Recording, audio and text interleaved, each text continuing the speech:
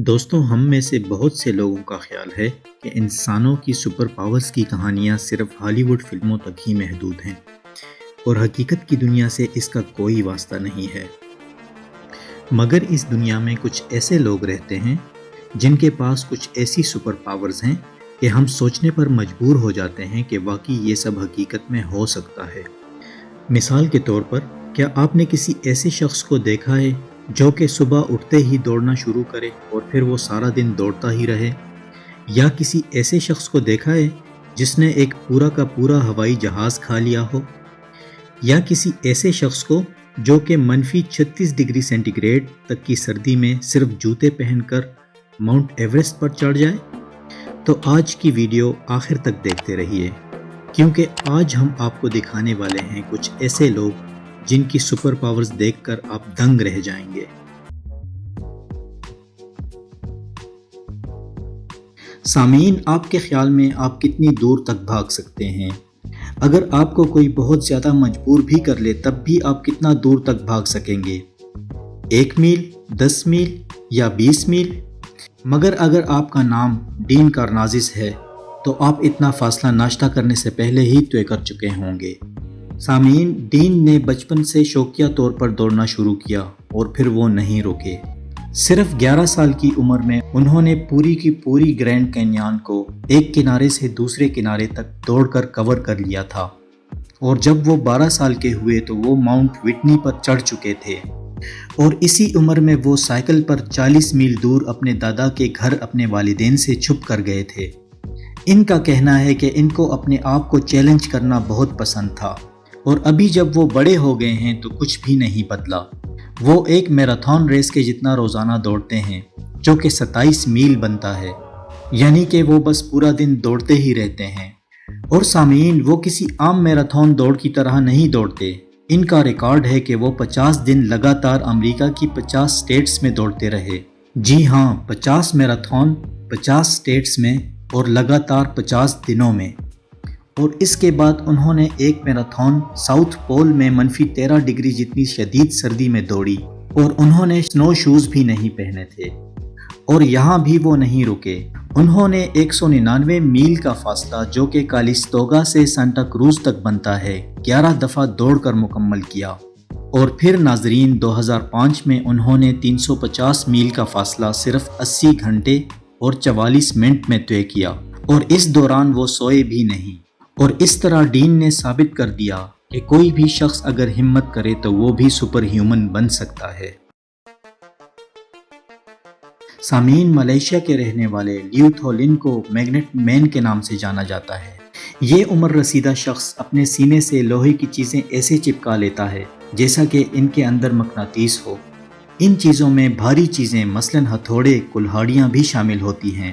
بہت سارے ماہرین جنہوں نے لیو تھو لن کو اسٹڈی کیا ہے کہتے ہیں کہ لیو تھو لن 2 کلو تک بھاری اشیاء کو اپنے جسم سے چپکا سکتا ہے۔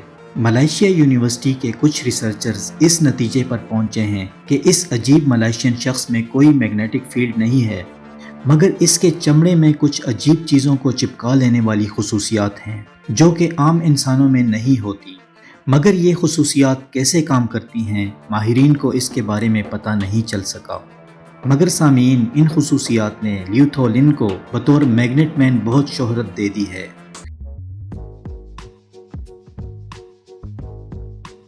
ایک اندازے کے مطابق دنیا میں 39 ملین نابینا افراد رہتے ہیں، اور ڈینیل کش ان میں سے ایک ہیں۔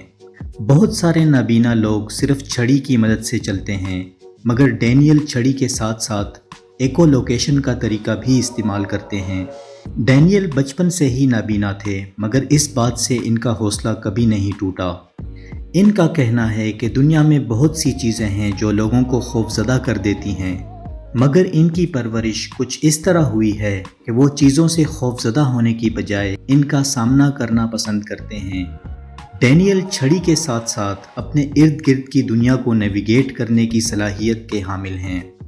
ایسا کرنے کے لیے وہ اپنے منہ کے اوپری حصہ اور زبان کے درمیان خلا پیدا کر کے ایک قسم کی آواز نکالتے ہیں، اور یہ آواز پھر چیزوں سے ٹکرا کر ان تک واپس آتی ہے، جس سے ان کو ان کے ارد گرد کی چیزوں کا پتہ چل جاتا ہے، اور وہ کبھی بھی چیزوں سے نہیں ٹکراتے۔ اس طرح کی آوازیں یہ اپنی انگلیوں اور پیروں سے بھی نکال سکتے ہیں، اور ان آوازوں سے ان کو چیزوں اور ان کی سائزز کا پتہ چل جاتا ہے۔ سامعین، ڈینیل کی یہ ایکو لوکیشن کی سکل اتنی زبردست ہے کہ لوگ اسے حقیقی دنیا کا بیٹ مین کہتے ہیں۔ سامعین، اسٹک اسٹیونسن سب کے سامنے کھلے طور پر کہتے ہیں کہ وہ ایک کام کرنے میں ساری دنیا سے بہتر ہیں جو کہ کوئی نہیں کر سکتا، اور وہ کام ہے کہ وہ اپنی سانس کو پانی میں سب سے زیادہ وقت تک روک سکتے ہیں، اور اس لیے ان کے پاس اس کام کے 2 گینیز ورلڈ ریکارڈ ہیں اور 4 Iowa free diving world record ہیں۔ اسٹک کا تعلق ڈنمارک سے ہے اور انہوں نے میڈیسن میں پی ایچ ڈی کی ہوئی ہے، اور وہ ڈنمارک کی عالمی سطح پر انڈر واٹر رگبی اور تیراکی میں نمائندگی بھی کر چکے ہیں۔ اسٹک کسی ڈولفن کی طرح اپنے جسم کے سرخ خون کے ذرات کو استعمال کرتے ہوئے اپنی سانس کو روک سکتے ہیں، اور اس طرح کرنے سے وہ کچھ ناقابل یقین سٹنٹس کر سکتے ہیں۔ مثال کے طور پر وہ اپنی سانس کو 20 منٹ اور 10 سیکنڈ تک پانی کے اندر روک سکتے ہیں، اور یہاں تک کہ اگر وہ پانی شارک سے بھی بھرا ہوا ہو۔ 2003 میں انہوں نے فری ڈائیو کرتے ہوئے 166 میٹر تک کی گہرائی تک پانی میں غوطہ لگایا، مگر 2007 میں انہوں نے یہ ریکارڈ توڑ کر 225 میٹر کر لیا، اور پھر 2012 میں انہوں نے اپنی سانس کو 22 منٹ تک پانی میں روکے رکھا۔ اسٹک کی عمر ابھی 48 سال ہے، اور ابھی ان کا مزید ریکارڈ بنانے کا کوئی ارادہ نہیں ہے، کیونکہ انہیں پتہ ہے کہ شاید کسی کو بھی ان کے ریکارڈ توڑنے کی جلدی نہیں ہوگی۔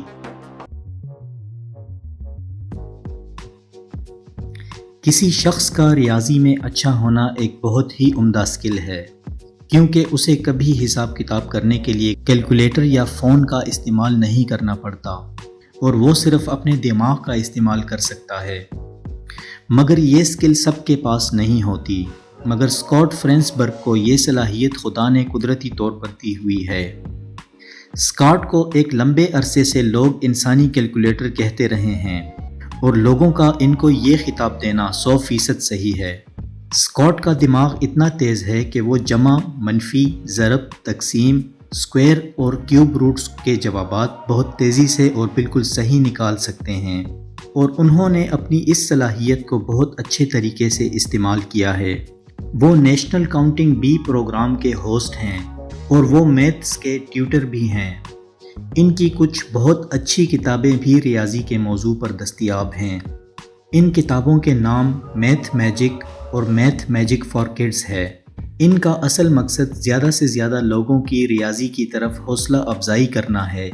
ان کی بڑی کامیابیوں میں سے ایک ان کا 2001 اور 2003 کے Guinness book of world record میں آنا تھا، اور ان کے پاس فاسٹسٹ ہیومن کیلکولیٹر کا اعزاز ہے، جس میں انہوں نے 15 سیکنڈ میں کسی نمبر کو اپنے آپ سے زیادہ دفعہ جمع کیا تھا، اور ان کے مقابلے میں ان کے ساتھ لوگوں کے پاس کیلکولیٹرز تھے۔ تو ناظرین، اسکاٹ سچ میں ہی ایک انسانی کیلکولیٹر ہی ہیں۔ 337 divided by 67.4. Those are easy. Let's try another one. Come on, make it tough. سامعین، اگر کوئی آپ سے کہے کہ اس نے ایک پورا جہاز کھا لیا ہے تو آپ یقیناً سمجھیں گے کہ اس کا دماغ خراب ہو گیا ہے، اور پھر آپ اسے کسی اچھے سے ڈاکٹر کا نمبر دیں گے تاکہ وہ اس سے اپنے دماغ کا علاج کروا لے، کیونکہ جہاز کی بنی ہوئی ڈش تو دنیا کے کسی بھی ریسٹورنٹ میں نہیں ملتی، اور کوئی بھی شخص پورے کے پورے ہوائی جہاز کو نہیں کھا سکتا جب تک کہ وہ جہاز ببل گم سے نہ بنا ہو، اور اصلی ہوائی جہاز کو کھانا تو ناممکن ہے۔ مگر سامعین، جب آپ مائیکل لوتیتو سے ملیں گے تو آپ کو یقین آنے لگے گا کہ ہاں، ہوائی جہاز کھانا ممکن ہے۔ مائیکل ایک فرینچ انٹرٹینر تھا، اور پیدائشی طور پر اس کے معدے کی بیرونی تہہ بہت موٹی تھی، اور اسے ایک سائیکولوجیکل بیماری بھی تھی جسے پیکا کہتے ہیں، اور اس بیماری کی وجہ سے وہ ایسی غیر ضروری چیزیں کھاتا تھا جس میں کوئی غذائیت نہیں ہوتی، اور نہ ہی وہ کھانے کے قابل ہوتی ہیں۔ جب وہ 16 سال کے تھے تو انہوں نے عجیب و غریب چیزیں کھانا شروع کیں، اور ڈاکٹروں کو جلد ہی احساس ہو گیا کہ مائیکل کے پیٹ اور آنتوں کی پرت اتنی موٹی ہے کہ اگر وہ کوئی تیز دھار چیز کھا بھی لے تو وہ اسے زخمی نہیں کر سکتی، مائیکل کے معدے کے ڈائجسٹیو جوسز اتنے سخت تھے کہ وہ لوہے کو بھی ہضم کر سکتے تھے۔ اس کے سٹامک ایسڈز اتنے زیادہ تیز تھے کہ اگر وہ کوئی نرم چیز کھا جاتے، مثلاً کیلا یا انڈا، تو وہ بیمار ہو جاتے۔ اور پھر مائیکل نے سٹیج پر لوگوں کے سامنے لوہا، شیشہ اور ربڑ سے بنی ہوئی چیزیں کھانا شروع کر دیں۔ وہ ٹی وی، سائیکل اور شاپنگ کارٹ تک کو توڑ کے کھا جاتے تھے۔ مگر سب سے بڑی چیز جو انہوں نے کھائی وہ تھا ایک جہاز۔ جی ہاں، ایک پورا کا پورا جہاز، سیسنا 150، جسے انہوں نے 2 سال میں کھا کر ہضم کر لیا، اور ان کی صحت پر کوئی بھی برا اثر نہ پڑا۔ مگر سامعین، پھر وہ قدرتی وجوہات کی بنا پر 2007 میں انتقال کر گئے۔ ناظرین، اگر تھوڑی سی سردی بڑھ جائے تو ہم سب کمرے کے اندر بھاگ کر ہیٹر چلا لیتے ہیں اور جیکٹ بھی پہن لیتے ہیں۔ مگر کیا آپ نے وم ہوف کے بارے میں کبھی سنا ہے؟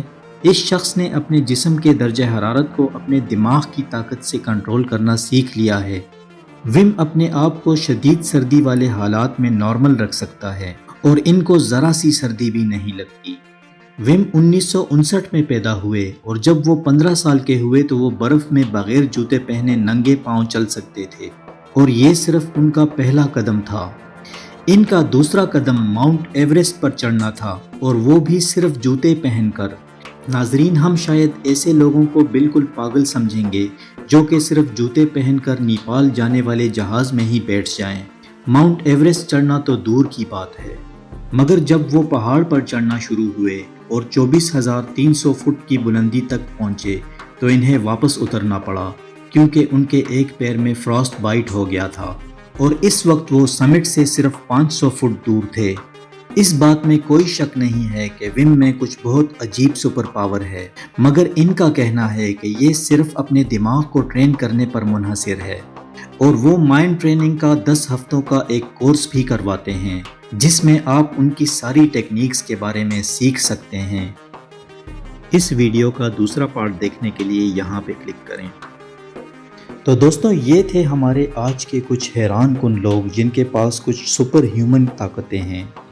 اگر آپ کو یہ ویڈیو اچھی لگی تو اسے لائک کریں، اپنے دوستوں کے ساتھ شیئر کریں، اور ہمارے چینل ریسرچ لیب کو سبسکرائب کریں تاکہ آپ کو ہمارے آنے والی ویڈیوز کی نوٹیفیکیشن مل سکے۔ اپنا بہت خیال رکھیے۔ اللہ حافظ۔